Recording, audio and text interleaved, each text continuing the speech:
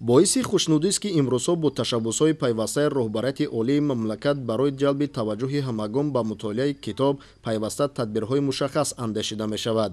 Дар тамоми муассисаҳои таълимӣ ва шуъбаи маорифи ноҳияи Хӯросон ҳар рӯзи шанбе миёни хонандагону омӯзгорон ва кормандони маорифи ноҳия дар давраи таътили тобистона дарси хониши асарҳои бадеӣ доир карда мешавад, ки роҳандозии чунин навъи таълиму тарбия яке аз воситаҳои муҳим барои ҷалби хонандагон ба китобхонӣ мебошад ва омӯзгорону масъулини муассисаҳои таълимӣ нахуст шароити озоди интихоби асарро ба хонандагон фароҳам меоранд.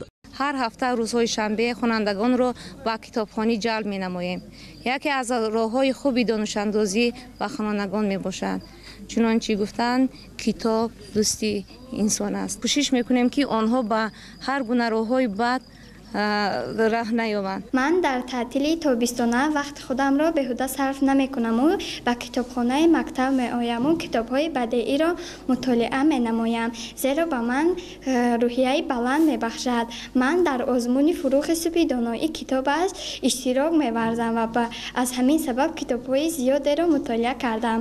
дар таътили тобистона ба китобхона омада афсонаву рӯбоию ғазалу ва дигар асарҳои шоиронро аз худ менамоям. тасмим гирифтам ки ҳамаи асарҳои Юсуфҷон Аҳмадзодаро аз худ кунам. ман дар ин муддат китобҳои зиёде мутолиа кардам ва асарҳои онҳо хеле ба ман писанд омад. ман ба ҳамаи ҳамсолони худам тавсия медиҳам ки дар вақтҳои бекорӣ бисёртар ба хондани китобҳои бадеӣ машғул шаванд, зеро хондани китобҳои бадеӣ шавқовар буда ба инсон рӯҳияи баланд медиҳад.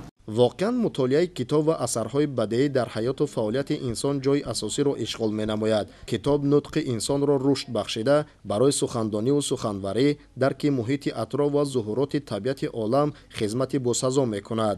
мутолиаи китоб ба инсон ҳаёти хушбахтонаро талқин мекунад, меҳру муҳаббатро ба атрофиён зиёд мегардонад, аз бадиву дурӯғ ва хиёнат нигоҳ дошта дӯст доштани аҳли башар, меҳрубонӣ ва раҳмдилиро тарғиб менамояд.